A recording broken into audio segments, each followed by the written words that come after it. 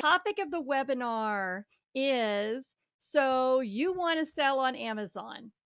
And we're just going to cover really, really basic questions. We're going to cover how to open an Amazon account. We're going to cover how to add an item for sale.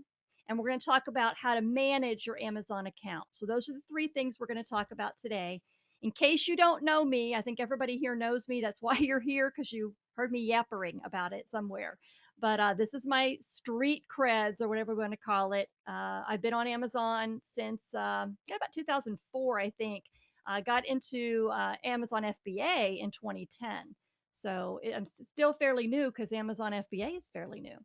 And this is what I want to show you. This slide right here. This is really important to me as I start my teaching career or whatever. Everything that I teach, it's important to me that you understand how and why. I'm that kind of person. That's one of the reasons I chose Cat as my nickname from Kathy, because cats are so curious, and I am always curious. Why did you do that? How does that work? So I'm very appreciative of your questions. I want you to understand. If you don't understand, stop me. We'll go over it again. We'll do it in a different way. One of my talents from God is to dumb things down. That's a silly way to say it, but I'm pretty good at taking the hard instructions and making them more understandable for us average people. So I want to use that talent to help other people. So if I'm going too fast, if I'm not explaining it right, stop me. We'll go back over it. The webinar is intended to be interactive. I want you to ask your questions. I see the question bar blinking at me. I'm going to get to that in just a second. If the question applies to what we're talking about, we'll cover it right then. And if not, if you'll help me remember to save it to the end, I'll stay as long as you need me to answer questions. Okay. I'm not in a hurry to get off and go somewhere else. So let's see our questions right now. Hook a brother up, and so happy you have it. Okay, good. Just nice comments instead of questions. So no questions yet. All right.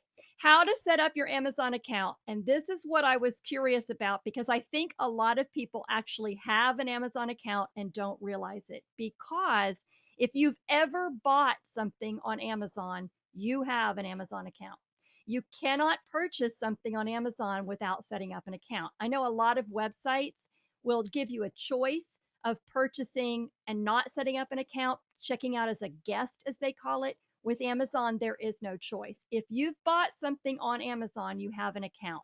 So, probably if you've ever bought something there, the first thing you want to do is find out if they've got an account on file for you. So, what you want to do is go to Amazon.com, and on the top of the page in the middle, you'll see this saying, "Hello, sign in to get personalized recommendations. New customer, start here." Those exact words. Click where it says start here, and you can try to log in. Now, if you think you've bought something and you might have an account, just enter your common email address and hit forgot my password. And what that will do is, if they have an account on file for you, they will send you a link to reset your password. Okay? Because, like I said, some people don't realize they have an account, but they do because they've made purchases from Amazon. If you haven't bought anything from Amazon, then you're just going to set up an account. Some people just want to set up a buyer's account. They don't want to talk about selling right now. They want to set up a buyer's account and get used to the site. That is fine. And to do that, you click back where I told you to, where it says hello, start here. And Amazon will walk you through. You're just going to enter basic information, your name and your email address to start with, and you're going to pick a password. Once you do that, you have an account on Amazon. It's a buyer's account, okay? You have to do a few other things to make that a seller's account, like put a credit card on file, that kind of thing. But some people decide they want to start out as a buyer, and that's how you open a buyer's account. Once you open a buyer's account, you have a home page, and this is your home page. See the little arrow that says your account? This is your account. It's just very simple. If you click on that your account link where that orange arrow is, that's where you can edit all of your payment options. That's where you put in, okay, if I buy something from Amazon, I want them to charge my bank account, and you put your bank account information. I want them to charge my credit card, and you put that information. So, and you go into that button and click the Your Account link. That's where you can put in all of your standard information and set up what Amazon calls one-click ordering. One of the statistics that I throw out there in my Amazon workshops is that Amazon has 221 million credit cards on file. Think about that for a minute. That's 221 million people that have put their credit cards on file and are ready to use one click and buy something. So, this is where you would do that. If you want to be able to go into Amazon, pick up something, and make one click and buy it, you would go into your account, add your payment options, add your shipping address, turn on one click, and that's how you would do that. That's an Amazon buyer's account. This is what your account will look like once you give it some information. This is where you can change your shipping address. You can add your Kindle if you've got a Kindle. Now, here's an interesting thing. Even if you don't have a Kindle, Amazon has Kindle apps for free for everything, for your Mac, for your iPad, for your tablet, for your phone. You can download a Kindle app and you can still read Kindle books. Once you have that, you can set up what's called a Kindle Cloud Reader. You do that on this page. And then anything you buy from Amazon on the Kindle is uploaded to your account.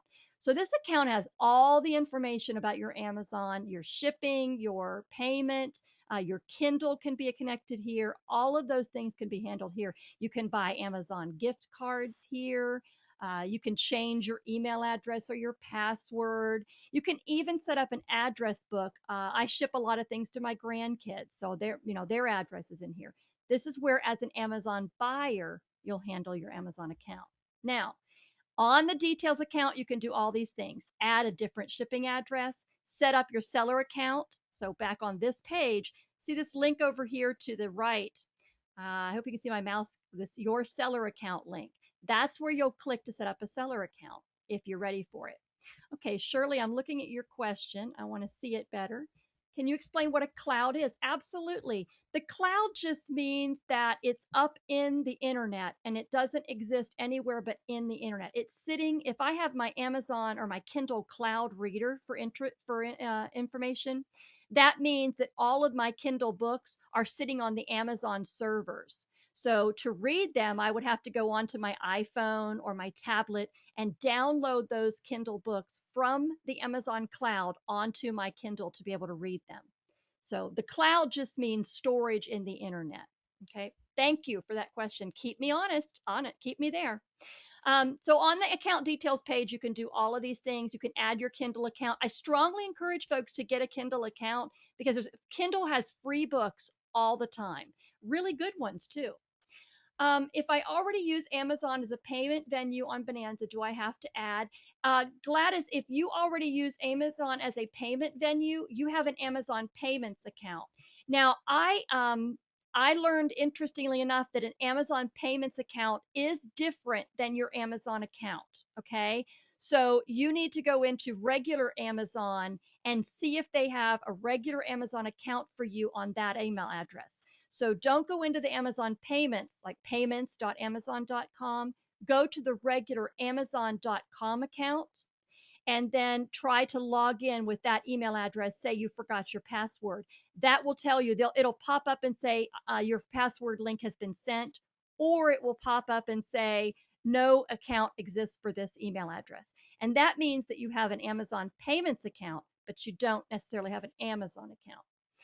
Exactly, Shirley. This means you don't have to store all those books. So when I go to read my Amazon, my Kindle books, all my books are stored on the Amazon server. And when I get ready to read them, I download them to my iPhone or my tablet and I read them. And then from then on, they'll be on my phone, but not until I download them.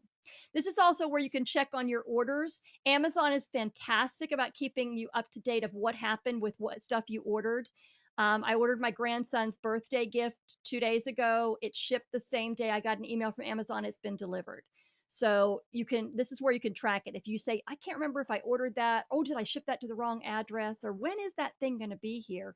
Your account details page, which is right here, has all this order information. You can track your orders. You can ask for a refund on anything. This, again, we're talking about you as an Amazon buyer right here. These are the orders that you would place as an Amazon buyer.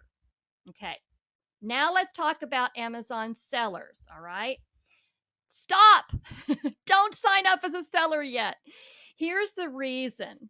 There are two different types of Amazon accounts. We need to talk about those. But the reason I want you to stop is the rebates. We're going to talk about rebates. I'm going to check my questions again. I apologize for this. I just don't want to miss anybody. Stop! That's right. That's right, Scott. I said stop. Here's the deal. This picture right here is from 2010. This is a rebate program that Amazon puts out every year at Q10. And I can say that because they just announced this year's program. And this year it's up to $1,900. What this program is to try to encourage people to ship things in to FBA. So if you sign up as an Amazon seller right now, if you're going to do that, you want to make sure you do that with a phone call.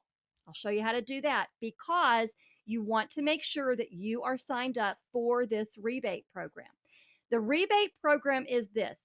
They are going to rebate your shipping costs for the fourth quarter up to $1,900. Now, most of us, myself included, and you guys, we're not going to spend $1,900 or $1,500 on shipping if we're just getting started with FBA.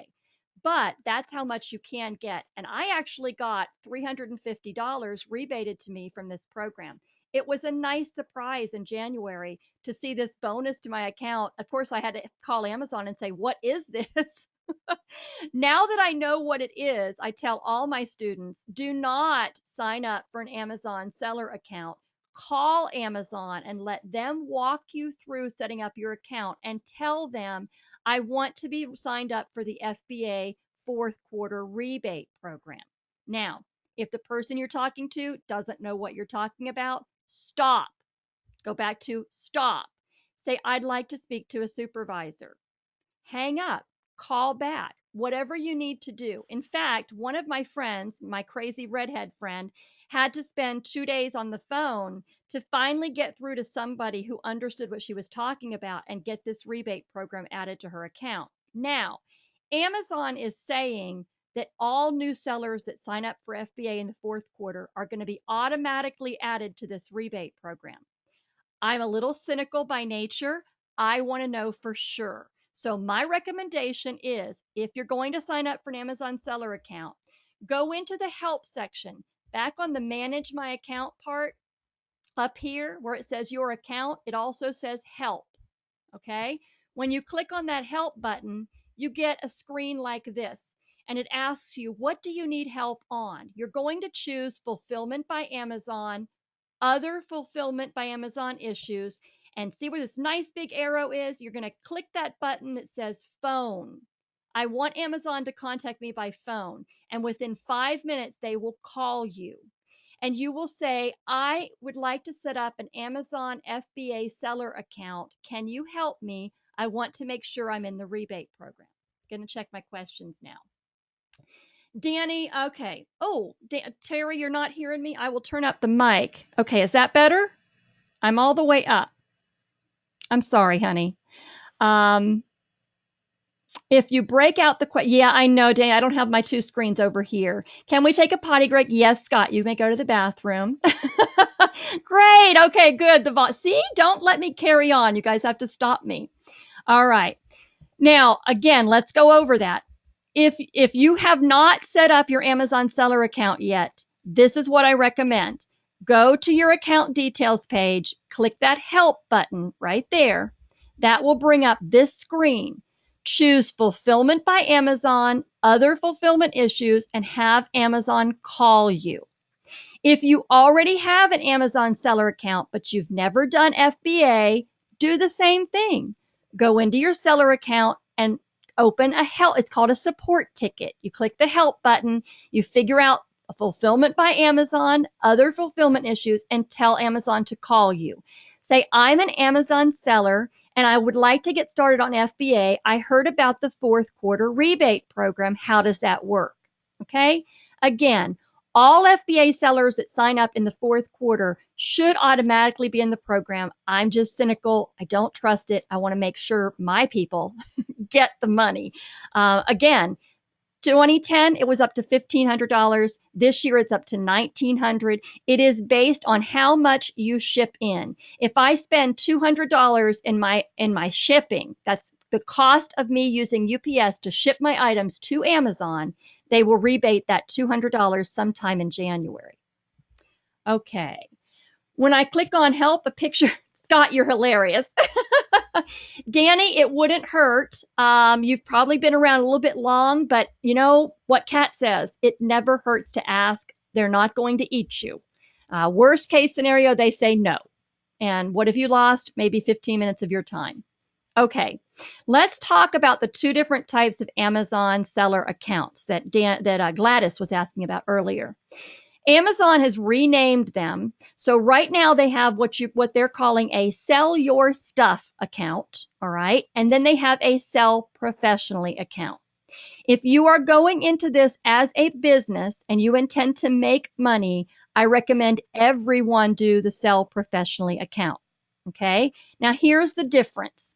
If you choose the individual sell your stuff account, you don't pay a monthly fee. Okay? You pay an additional 99 cents per item. All right. So if I sell something for $10 and my Amazon fees are $2.50, your Amazon fees are going to be $3.49. They're going to charge you an extra 99 cents. So basic math tells you that once you're selling 40 items per month, it's cheaper to have the sell professionally account.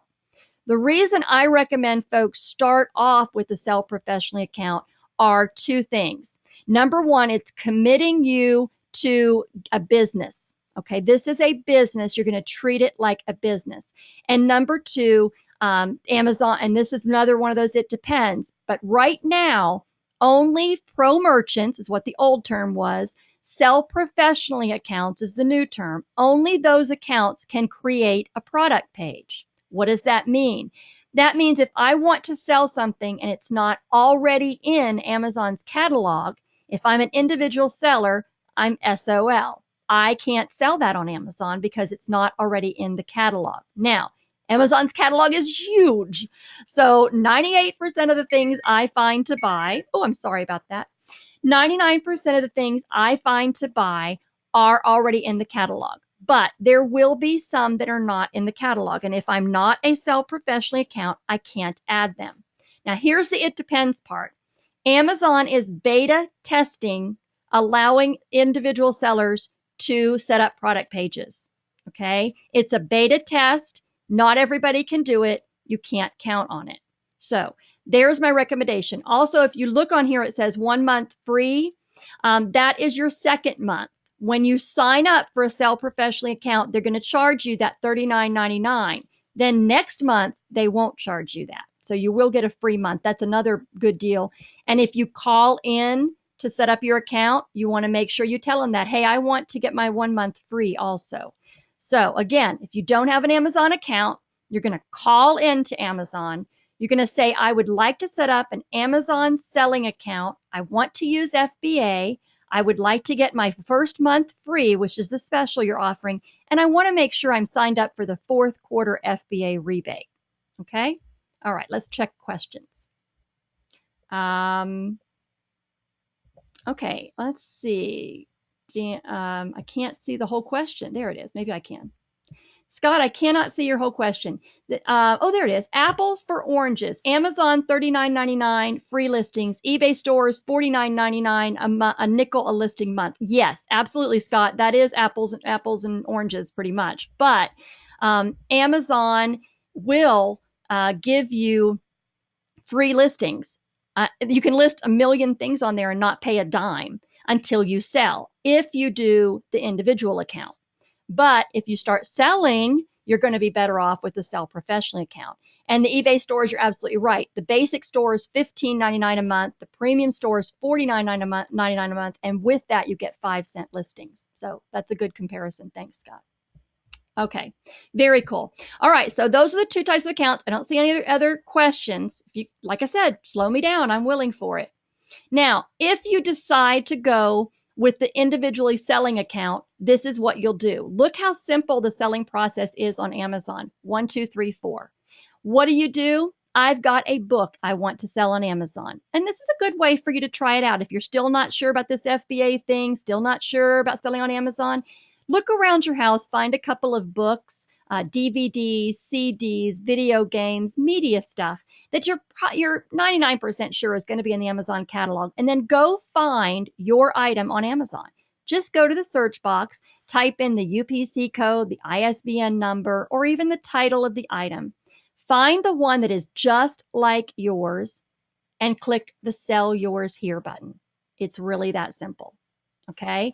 Then you get the order, you ship your items to the buyers. You can ship through Amazon now, just like eBay shipping, there's Amazon shipping. It is right now, it's through stamps.com. So if you have a stamps.com account, shipping through Amazon is free. If you don't have a stamps.com account, Amazon will charge you 7 cents for each label that you print through Amazon account. Now, of course, this is assuming you're doing MF or manufacturer fulfilled, not the other one. If you're doing FBA, of course, Amazon's doing your shipping. You get your Amazon payments. Now here, I know you've heard people say that they get daily disbursements, and I have dear friends who I am very jealous of because they can disperse their Amazon money every day if they want. But all new sellers coming onto the platform are stuck with the same account I have. I get paid every 14 days. The drawback to that is that it doesn't give you that quick cash flow when you're trying to build up your inventory and you really need that cash to buy more inventory. The bonus, when it's every 2 weeks like that, it's a nice big chunk of change and it almost feels like a payday. I love that part. All right, questions. Can you start as an individual and later upgrade? Absolutely, absolutely does that. You can sign up. That's Terry. That's why I would say, grab 4 or 5 books or CDs and list them this way, and then switch over to FBA if you decide, hey, I like this. This is what I want to do. And again, when you're ready to switch over, I would have Amazon call you. Amazon, I'm sure you've heard the gossip. Amazon had some issues in the last year because they outgrew themselves. They grew so fast that they had a bunch of sellers on this platform and a bunch of sellers on that platform, and it was really confusing. They are working all of that out, but to be safe, if you start as an individual seller and then upgrade, I would call Amazon and have them do that for you. Yes, Scott, when you print the label on stamps, on Amazon, then it automatically gives Amazon the tracking information right there, and they send it to the customer. So, okay. This is your Amazon, this is how you add an item for sale, sorry. So I showed you the easy way here. If you have an individual seller account, you can do it this way. If you have a Sell Professionally account, you can do it this way. You just go to the main Amazon platform, find the item you want to sell, and click the Sell Yours button. That's one way of doing it. One thing about teaching Amazon is that there are a lot of different ways to do all of the individual things. So that's why it's kind of hard for me to say this is the way you do it, because there's other ways to do it. And I don't want to pen you guys in. There is more than one way to do something. However, I also know that when I was a beginner, knowing all the different ways was confusing. So when I talk about the 2 different ways to list an item, you need to try it, see what works for you, and then use the way that is most convenient, most intuitive for you, I guess. Okay. Gladys, you're never going to get paid every day. That was an old Amazon account, and they don't allow that anymore. So yeah, stamps will give the pay. Yeah, Gladys, you're never going to get paid every day. That was an older account. People that have those older accounts, their legacy accounts, if they upgrade to a newer account, they lose that ability too.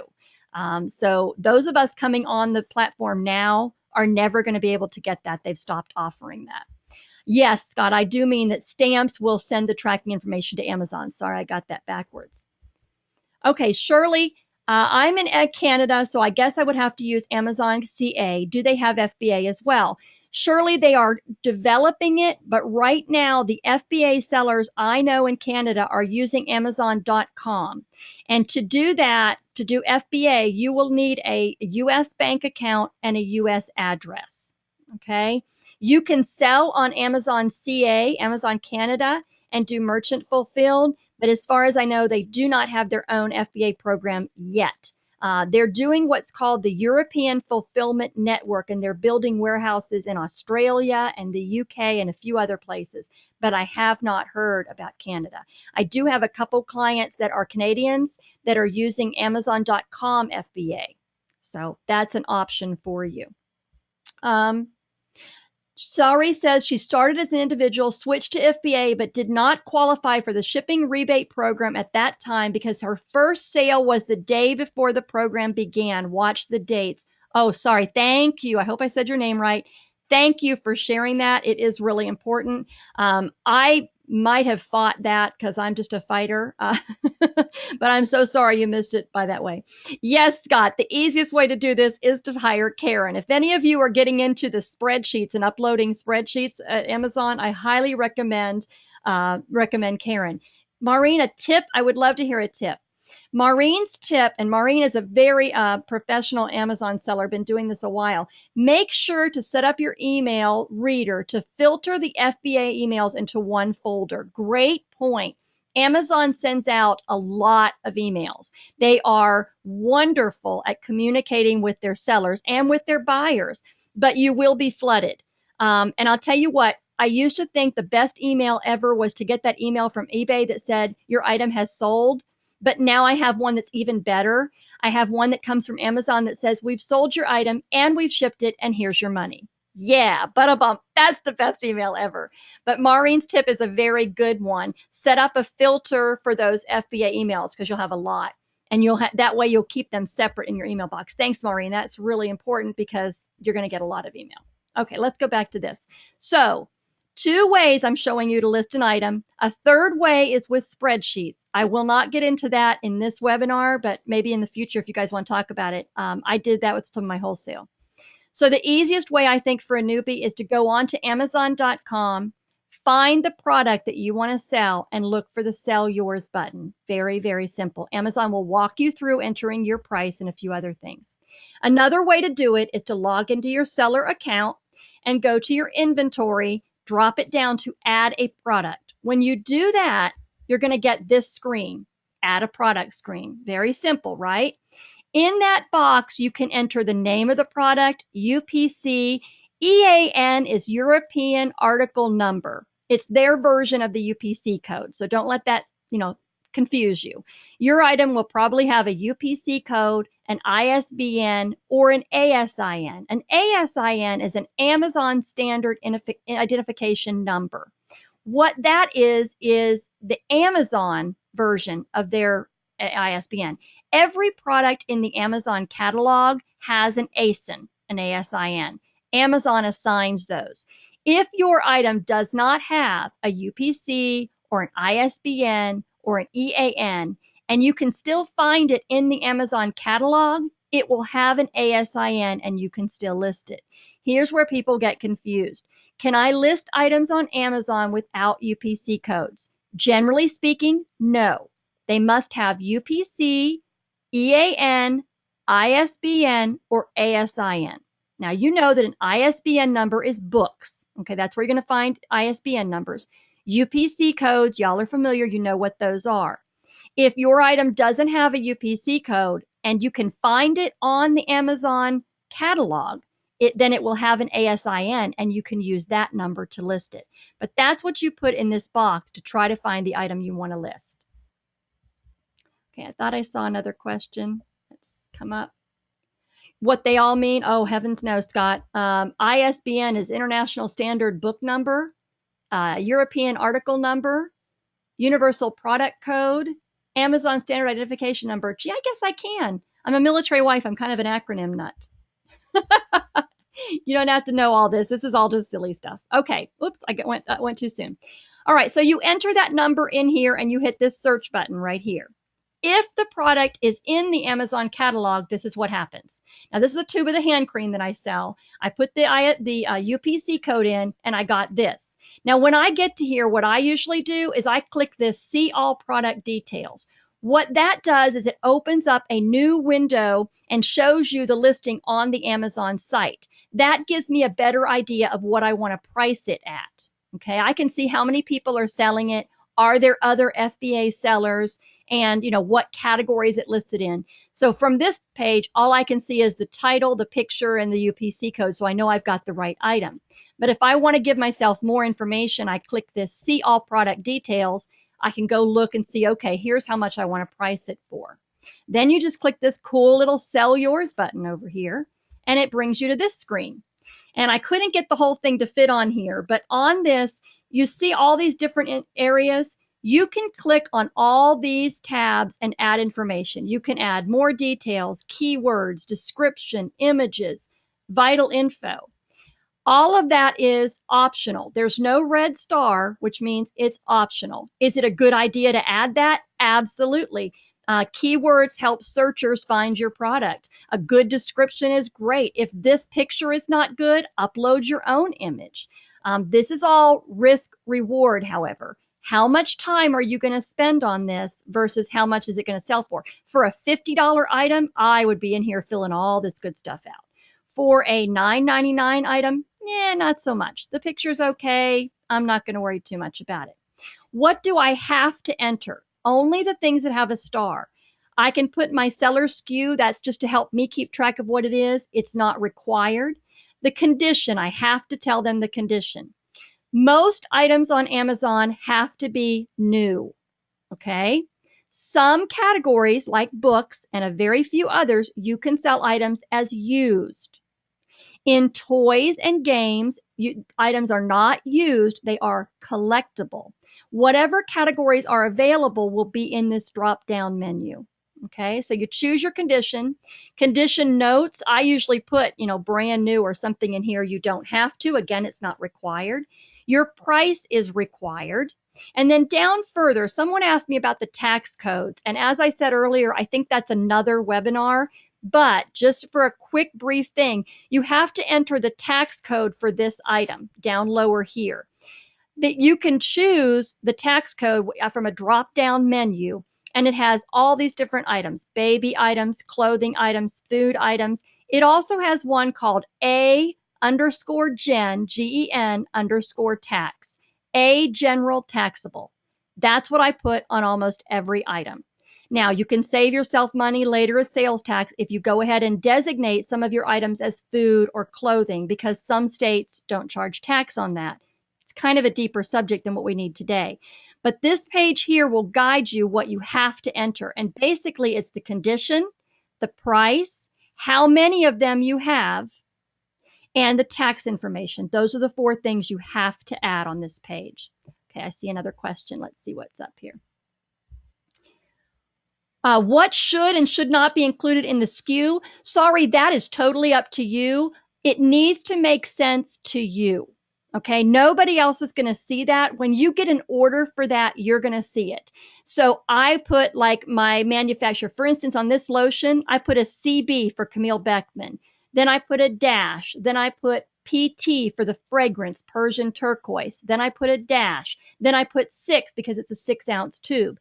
Other people use the SKUs to remind themselves of when they bought that product. So they'll put the date, 2012-10-18. That reminds them I put this product up to sell on that date. Other people actually use the SKU to keep track of their costs. For instance, I bought this item on 10/18 and I paid $3.50. So their SKU would be 2012-10/18-350. Okay? So there really is no right or wrong. It has to make sense to you. I would recommend not making it too complicated, because then you'll forget and you'll be all flustered trying to get it all right again. Do you feel Amazon is better to begin selling on rather than eBay? No. Actually, Linda, I really recommend eBay first. eBay gives you a more variety of experiences and more of a chance to hands-on handle each part of the process. Also, eBay is much more forgiving. My modus operandi through life, those of you that know me, is it's easier to get forgiveness than permission. Okay. And that's usually holds pretty true in most things in life. It does not hold true in Amazon. You must know the rules. Ignorance of the rules is not an excuse. You will lose your Amazon account.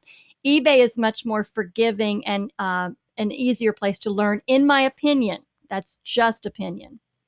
Danny Ackerman, thank you. She says she finds putting the date and price helps her when she goes back later to reprice her items. Good point. Whatever makes sense to you, use it. I just caution you not to get too complicated with the SKUs.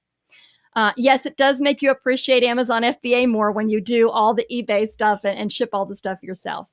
All right, let's see if we get back here. So you have to enter that information, the condition, the price, the taxability, the quantity that you have. Now, what happens if you can't find it on item? If you can't find it on Amazon? Here's another item, some vitamins, I think, that I was pretty sure they wouldn't have. And I put in the UPC code and you can see what came up. We could not find any products for this UPC code. Now, you can go back and try again. You can say, okay, let's try searching by the title, Puritans Vitamin D, and see if you can find it that way. Once you're sure that you cannot find it in the Amazon catalog, then you have to use this button here, create a new product. Now, to create a new product in the Amazon catalog, number one, you need to be a Sell Professionally account.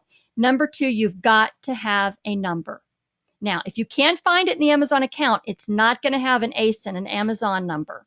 So it's got to have a UPC code, an EAN code, or an ISBN code. Now, as you can see, these vitamins do have a UPC code, so I can list them as is. However, if this was something, maybe a piece of depression glass, like my friend Beth sells, I would have to purchase a UPC code. There are many, many places you can purchase UPC codes. You can even buy them on eBay. When Chris Green, one of my mentors, started doing this, they cost him $20 a piece. The last batch of UPCs I bought cost me 80 cents each. So you can see that the market has really driven the price down. Again, if it doesn't have one of these numbers, you're going to have to buy that. It's not expensive. It's not really that complicated. You buy them, you get a spreadsheet of numbers, and you keep track of what number you assign to what product. However, again, risk reward. If you're selling one item for $4.99, which I would not recommend you do anyway, do you really need to spend 80 cents on a UPC in the extra time? I would say no. On the other hand, if you're selling a $50 item or you're selling a $10 item, but you have 10 of them, then I would think it made sense to buy the UPC. Again, that is my opinion. That's what you're going to have to decide for your business. But basically, you cannot list a new product in the Amazon catalog without one of these numbers. Okay. What are some of the common mistakes Amazon new sellers make that put their account in jeopardy? Let me tell you my story. I had my Amazon account shut down, and I was very fortunate that I was able to get it back. Amazon, when they shut your account down, they block everything. If you Google new Amazon account, you'll find websites devoted to how you can get around and get a new Amazon account, but it involves getting a new computer, getting a new social security number. Okay, so this is serious. If you lose your Amazon account, you're serious. What happened to me was I was selling on Amazon and shipping them myself, and I was using stamps.com to print my postage. And I had stamps.com set for my eBay business to send an email to my buyer saying, I've shipped your item. Here's your tracking number. Please visit me at catscloset.com. Do you see the problem? Yeah, it had my website link in it. Never even gave it a thought, just thought, oh, this is the confirmation email, no big deal. Suddenly I get an email from Amazon and my account is gone. I mean, I had a web store with Amazon and I had my Amazon seller account gone immediately. My good fortune, God smiling on me, was that I had just started Amazon FBA and I had an account rep who was helping me learn. He actually helped me process my first few Amazon FBA shipments. I called him, of course, just horribly terrified, and said, they're saying that I tried to deflect traffic. I didn't. I promise I would never do that. He was able to say, look, it was an honest mistake. She didn't realize, and got me reinstated. Normally that would not have happened. And they did show me, look, this email was going out. So I found it. Yeah, web store. Amazon has websites. You can actually, like you have a Vendio store or an Optiva store, you can have an Amazon web store, and it's actually a very robust platform for a website. Um, I have my own caution story, like I just told you about why you have to be careful about that, but they have a very good platform for websites. So, what are the mistakes new sellers make that'll get them kicked off Amazon? I don't want you to be terrified, but you need to understand going into Amazon that these are not your customers. Okay, these are Amazon's customers. You cannot put a business card in your packages. You cannot put your website on your invoice. There can be no communication between you and the customer where you even refer to your website. Okay, Amazon takes that very, very seriously. That's the major mistake, because people come from eBay, and eBay, even though they say, yes, they're eBay customers, eBay realizes that you are branding your eBay store and that people are having communication with you on social networks, and they know you as a brand as well as eBay. So they allow a lot more communication with their sellers. You can actually put a coupon in your eBay boxes and say, buy next for my website next time and get 10% off, and eBay's okay with that. That would not fly on Amazon at all. So you just need to understand that these are not your customers. That is a happy coincidence. Scott says, what about if your Amazon username is the same as a URL that you own? That is a happy coincidence. My Amazon username is Cat's Closet. Could some enterprising buyer say, hey, I wonder if there's a website there, and go to catscloset.com? Of course they could. And there's nothing I can do about that. So there's no punishment from Amazon. So, occasionally will you happen to inherit an Amazon customer? Probably. They're not stupid. They might say, hey, I wonder if she has a website, and go look. But you can't do anything to promote that website. And that is the number one mistake I see newbies making. And it's a simple mistake. They're not thinking devious thoughts in their head. They're just, doing their business the way they were taught to do their business, to put themselves out there. And you can't do that on Amazon. Okay, kind of sidetracked. So if you want to list a new product on Amazon, you've got to have that number. And then after you get here, if I click that create a new product link right there, this is the screen I get. And what you're going to do is you can use the search to try to find the right category for vitamins, or you can just pick your category. And after you pick the top category, it drills down into smaller and smaller, like camera and photo would be camera accessories, Nikon, whatever. Okay? So once you pick the category of where you want to list your item, then you get this. Look kind of familiar? Looks a lot like the one that you get when it's already in the catalog. But if you notice, this one has 2 tabs where you have to enter info. All the same tabs: vital info, offer, images, description, keywords, and more details. Same tabs as before. These are all still, if you want to, you can, you don't have to. But there are more things you have to enter because it's not already in the catalog. So I compare creating an Amazon catalog page to about the same time frame as creating an eBay listing.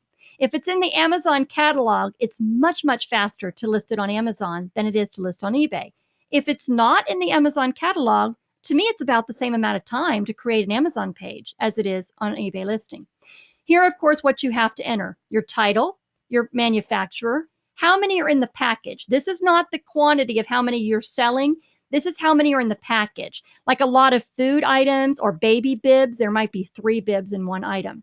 Again, more information you can enter but not necessary is the brand, model, and manufacturer. Notice down here, like I told you, must have a UPC or EAN number. Okay? Then you're going to click on this offer button, and you're going to enter the same information: the price, how many you have, what condition it's in, and who you want to ship it. Strongly encourage you to upload an image. Obviously, as you can see, it's not a requirement, but it's just like eBay. How often does somebody buy something without a picture? Maybe once in a while, not very often. You really ought to do a picture at least.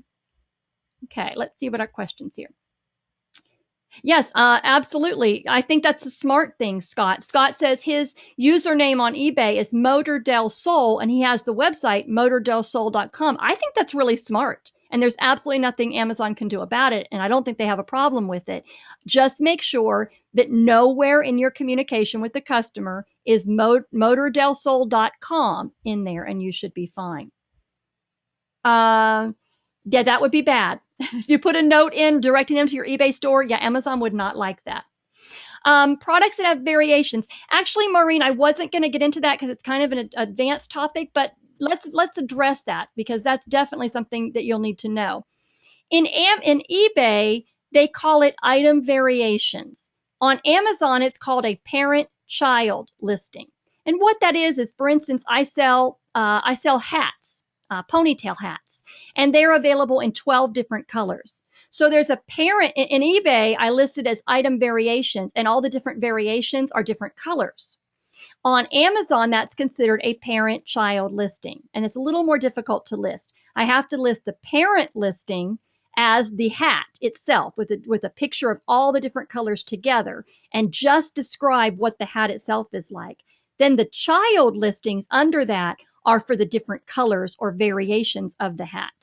And right now, Amazon is in the middle of changing. So I'm leery about what I'm saying here.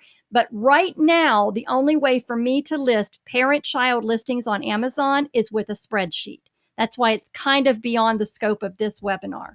I know that they are working on making it easier. Right now, it's a spreadsheet only.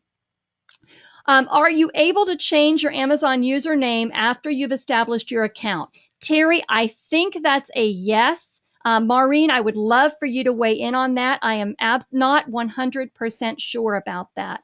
I don't think I've changed mine. I have changed everything else, but I've left the name. So Terry, I'm going to have to get back with you on that. I will, when I post this webinar on the site, I will post the answer to that question, unless if Maureen happens to know that right now. I think that yes, you can change your name. I'm just not 100% positive.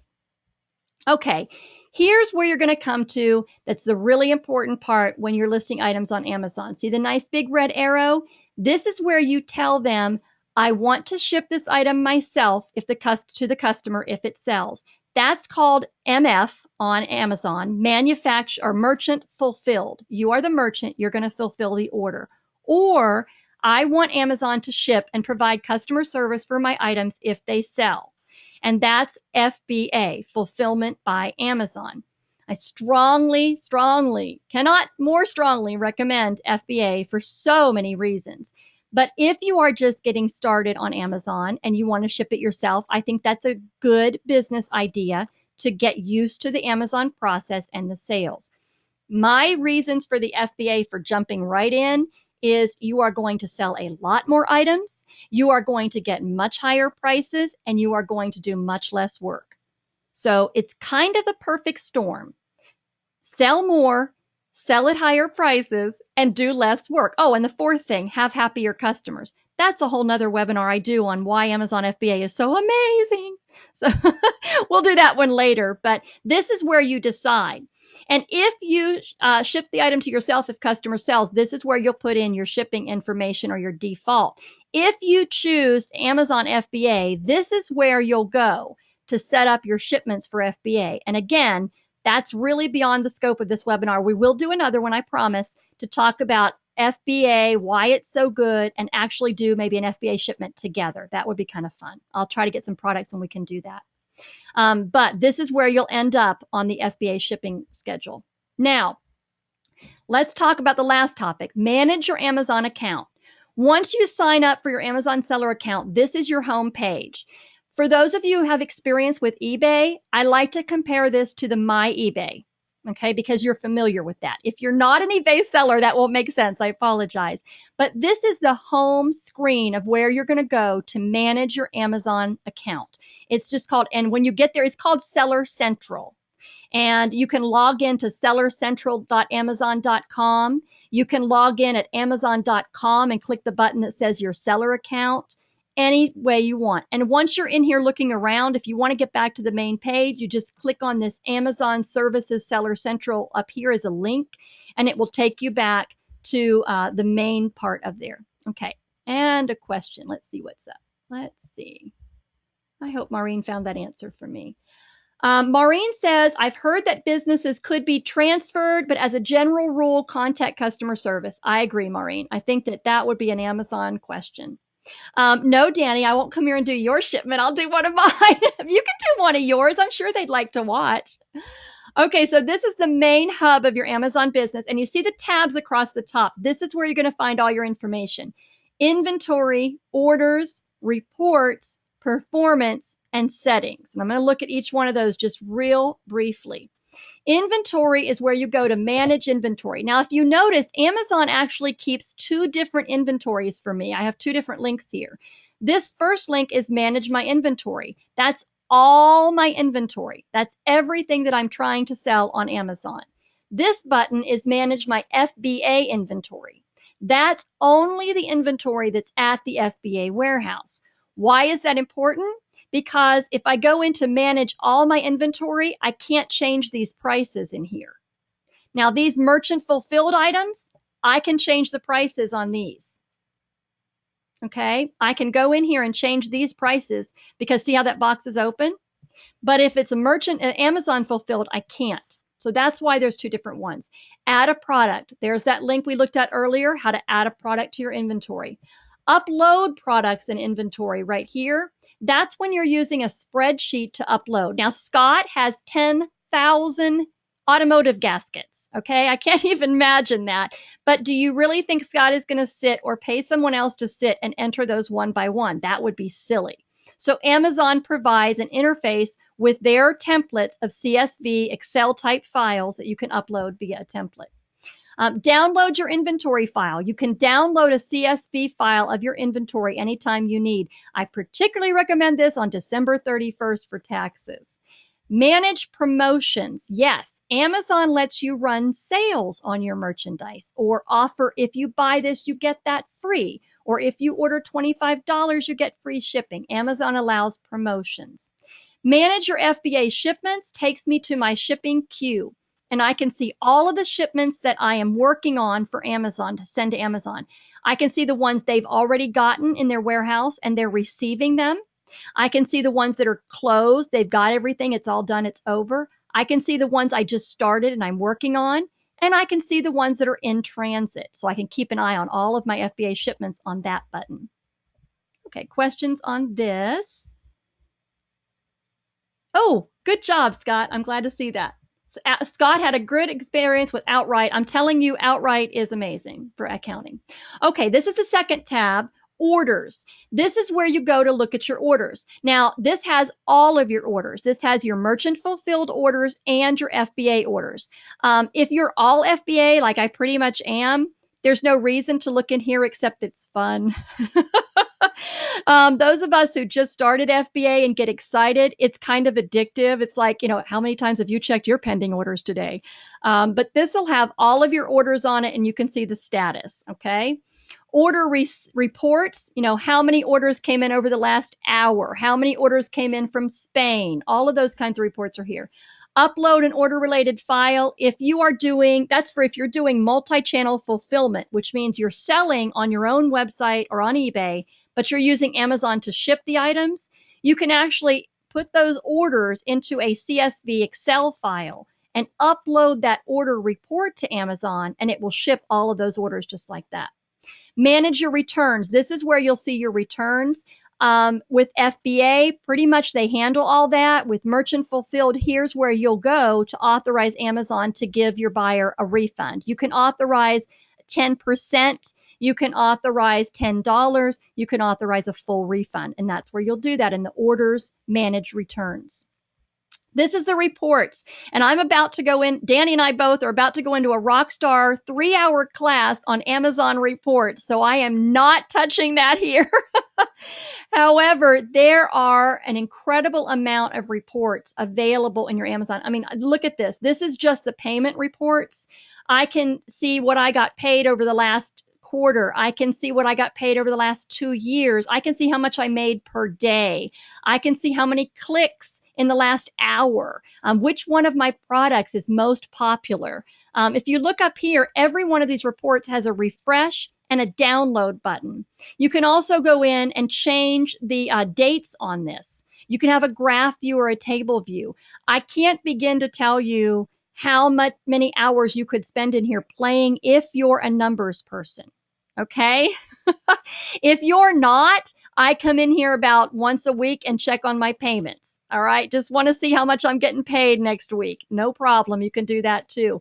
But if you're really a numbers guru or you have a really big business like Scott, you're tracking thousands of orders, this can help you narrow down what is working in your business and what isn't working in your business. Very, very powerful reports here. Also, this Amazon Selling Coach, this is a really cool feature that has become more and more useful. Amazon keeps adding benefits to it. But the Amazon Selling Coach will tell you, hey, you've got 482 listings that need a better description. It will tell you you have 5 products with no pictures. It will tell you, hey, customers are looking for these items and we don't have any. Yes, Amazon will even tell you what products they need you to go source. It's amazing. The amount of information Amazon gives you is like drinking from a fire hydrant. It's just it's very hard to filter all the information. So again, for you beginners, don't let this overwhelm you. Just know that when your business gets to that point and you want to know all these details, you can find it out from Amazon. Business reports, fulfillment reports, and the tax document library. That's where you go to upload your sales tax certificates for Amazon. That's where, no, I'm sorry, that's wrong. That's where you'll go to get your 1099 from Amazon. If you sell $20,000 and 200 transactions, and that is an and in there, this year, Amazon will issue you a 1099. They will mail it. They will also put it in here. So you'll have it really quickly when you're trying to do your taxes. So that's where you'll find that. Back to questions. The percent of return thing. Okay, Scott, what I'm saying is if you ship somebody a gasket set and it was $50 and they wrote to you and they said, you know what, it didn't get here, it was a day late, or I don't think you packed this very well, and you wanted to give them a courtesy refund, okay? Amazon allows you to do that just like PayPal does. You can say, well, would a $5 refund make everything good? And you know how I feel about that, feedback extortion there. But if that's what you want to do, or you honestly feel like, hey, they thought they were getting a 6-pack and they only got a 5-pack, I'm going to refund them $6, the cost of 1 pack. If you want to do that, Amazon makes it possible for you to give, 10% of their purchase price, or you can say just give them $10, or you can say give it all to them. Okay? So it's the same thing you do on PayPal. Make the customer happy. All right, your performance. Now, this is interesting. This is a new metric over here that I'm a little nervous about. This is called the perfect order percentage. Okay, and Amazon has been telling us, okay, we're not counting this. We want you to use this as a merchant to improve your selling and see where your problems are. But if you'll notice, I have a 94.35%, and Amazon recommends you have a 95%. So I'm kind of keeping my eye on that. Amazon is very protective of their marketplace. Remember when eBay really went all out saying, a wonderful customer experience, a fantastic customer experience. It's all about the customer experience. Well, Amazon is there and more so. If you offend their customers, that's the worst thing you can do as far as Amazon's concerned. So they keep really, really close records. And if you look at that, they're checking my order defect rate. That's orders that are broken, that are not what they were supposed to be. They're checking my cancellation rate. Now, I don't have a problem with that because I'm not merchant fulfilled. But when I was merchant fulfilled, sometimes I would sell something on eBay and then I would have to go to Amazon and cancel the order. That's a really bad thing because think about it, just like eBay tells you, that's a bad customer experience. They bought the item and they didn't get the item. They got a refund, but they didn't get the item. So Amazon keeps an eye on that cancellation rate. Late shipment rate. Again, you tell Amazon you'll ship within 2 business days. You'd better ship within 2 business days. They keep track of that. Again, with FBA, not something I have to worry about. Policy violations. If you've been on eBay, you're familiar with this. oops, I made a mistake is a small policy violation, and they'll ding you for it. They'll move you from good to fair. If you get too many, just like on eBay, they'll restrict your selling. On-time delivery, on-time delivery, they keep track of that. Contact response time is something a lot of larger merchants are having issues with, because up here where this messages is, you need to keep an eye on that. Amazon will send you an email when you've got a message from a customer. And honestly, as an FBA seller, they are so rare. As a merchant fulfilled seller, you'll get more of them. But they're so rare for me that I have to really go and remind myself to go check, because Amazon wants you to respond within 24 hours. They really want you to respond within 6 hours. But they really push it for that 12-hour and 24-hour point. And they obviously, as you can see right here, they keep track. I've got my order response time down to 7 minutes just because I don't get very many of them. And here's my order defect rate. I couldn't get the whole page on the thing, but as you can see, if you scroll down, all of these here are explained down here, and you can click on the numbers and they'll explain what it is. On this customer performance tab, you can also look at your customer metrics. How have your customers graded you? This is where you can check your Amazon feedback. Feedback is not as big a deal on Amazon as it is on eBay. You get a lot less feedback, which is a problem as you're starting out, because most Amazon buyers do not leave feedback, but if they have a bad experience, they will. So you get a disproportionate share, in my opinion, of negative feedbacks on Amazon, because most of them don't leave feedback. So you do have to keep an eye on that, especially when you're new. However, feedback, if you look here, feedback is not one of those things where I'm going to get in trouble with Amazon. Interesting, isn't it? The A to Z guarantee claim, that is where your customer is not happy with their purchase and you didn't make them happy. So they couldn't get happy from you, so they went to Amazon and filed an A to Z claim. That is counted against you. Okay, there are certain circumstances where it's not, but generally speaking, if a customer contacts you, do what you can to make them happy, because A to Z claims count against you in your Amazon metrics. Chargeback claims, same thing. Customer says it wasn't their credit card, their kid used it, whatever, that counts against you. Performance notifications, same thing. Those are all of the metrics. Amazon enables you to keep a really close eye on all of that, because they do too. Okay, the customer service, definitely it's different. Scott says, in my case, engine buyers ask a lot of questions like, will these fit, blah, blah, blah. So if I understand correctly, Amazon sellers do field questions or have that line of communication with buyers. Yes, even though if you're a merchant fulfilled seller or FBA seller, the customer can still ask you a question. It's just that most customer service questions for FBA go to Amazon and they handle it. You still will get questions from your buyers, and you're correct. If with your type of product, they've got to be sure it's going to fit, you're probably going to get more than the average. You're going to need to make sure you set up a filter on that email like Maureen suggested, and keep an eye on that, because that is part of your Amazon metrics, how fast you return those messages, answer them. And even if you get a message that says thanks, now they have a button where you can push the button that says does not require reply. Because it was getting to the point where, everybody wants to have the last word. So you would answer your customer's question, and then they would write back and say thanks, and you would write back and say you're welcome, and they would write back and say thanks so much, and it just went on and on. So finally Amazon came up with this: you can push this button that says no answer required, and they'll stop counting that one. Yeah, eBay needs it. That would be good, because I don't think a lot of sellers realize this, but eBay talked about this kind of in the shadows last year, that they were keeping an eye on people that had unanswered messages in their My eBay account. Nobody's talked about that since last year, but I remember. Don't leave unopened messages in your My eBay account. Okay, the last tab here is your settings. This is where you go to make any changes. So such as changing your display name, this is where I can go in there and click edit and change that. I will look for that for you, Terry, and I will get you that answer. But this is where you can go to update your account information, your notification preferences, login settings, gift options. You can see that. This is where you'll go to set your tax settings, your sales tax settings. When you set your sales tax settings, you have to already have your sales tax number from your state. Again, that's a more advanced topic, but if you have your resale license in your state, you have a sales tax number. You'll go to tax settings to set that up.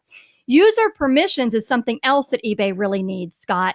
If you've heard John Lawson rant about this, that eBay only has one level of account access. So if I've got a big eBay business and I need to hire help, I have to give them access to my entire eBay account. On Amazon, not so much. For instance, Scott, with your account with Karen doing some work for you, you'll go into user permissions and you will add Karen as an authorized user on your Amazon account. And it will have about a bajillion little check marks where you can tell Amazon what Karen is allowed to do and what she's not allowed to do. So Amazon is all over this. It's wonderful. You set your info and policies here, what the buyers are going to see about your company. And this is where you can set up your fulfillment by Amazon settings. But again, you guys are too smart for that. You're going to have Amazon call you and get that set up. Amazon will actually walk you through your first shipment. Your EIN, yes, your employee identification number. Now that's a federal number, Scott. That is your EIN number for your 1099. I'm talking about sales tax, which would be your sales tax resale license in the state of Washington. The same thing you use when you go to auctions not to pay sales tax. Two different things. Your EIN, you can use that, which is your employee identification number, or you can use your social security number to set up your Amazon account for your 1099 settings. You will need a sales tax number to set that up. Oh, yes, I've heard that that Washington is doing permits now and not licenses. So you'll have to speak with Washington about that. I mean, with Amazon about that and see how to enter it in there. Yeah, you should have a number probably still. Okay, I think, that was it. All right, so we tried to answer questions as we went along, but if you have any other questions, now is the time for you to ask them. Ooh, and I can't even open the questions because I closed it. So if you have any other questions, now's the time to get them answered. Did I go too fast, too slow? Are you asleep now? Okay. Scott Henshaw, that's another webinar, but let's talk about it briefly. Shipping settings are very confusing. If you do nothing, you will have the Amazon default shipping. Scott, what you're going to want to do is called banded shipping, okay? You can go into Amazon and set up your shipping for your merchant fulfilled orders two ways. You can set it up by weight or you can set it up by price. The easiest way to do that, in my opinion, is with a spreadsheet, and Karen knows how to do that. But you can go in and say, if it's up to $10, it's $4.99. If it's up to $20, it's $6.99, and I'm going to ship via priority mail. Or you can go in and say, if it weighs 2 pounds, it's $10. If it weighs 4 pounds, it's $8. So you can set your shipping either by price or by weight. You can also set up by different districts. It is, Scott, I think it's very confusing. Another reason to do FBA. But I think Karen can help you out on that because it's easier to do with a spreadsheet. Terry says, is it required to have a state sales tax number, and should you get that before you call Amazon to help you set up your account? No, it is not required for you to have that number. You don't need that before you set up your account. If you're setting up as a business in your state, you should have that already. It's not that hard. And then you can't turn on collect sales tax until you have that number. So you will need that number before you set up collect sales tax. Yeah, I think weight-based would be better for your stuff, Scott. And also you're going to have to do zones because it's going to matter if you're shipping from Washington to California or from Washington to Virginia. So you'll need that. Yeah, I agree. Okay, last chance for questions. And I thought this would be a 20-minute webinar. Thank you, guys. I am learning as a teacher, and I appreciate your patience, and I appreciate your questions more than you know, because it tells me what people need to know and what they're looking for. I know I'm way off basics. We just put a little bit of advanced stuff in there, and we'll go back and hit the advanced stuff later. So, yeah, we'll have advanced 101. Thank you, Terry. You don't know that I appreciate you more than you appreciate me right now, because I need to know what the community needs, where they are, and what they want to know. So, okay, great. I'm going to try to get this, the recording fixed and put it up so it can be there for people to see. I had that lesson last weekend, learning how to put a 1 gig video file on a website. That was a fun lesson. That was definitely an advanced lesson. You're most welcome, ladies and gentlemen, and I appreciate your participation much more than you can say. I will see you guys on the Facebook group, and you can always find me at thatcat.com. Have a great day, and I'll see you soon.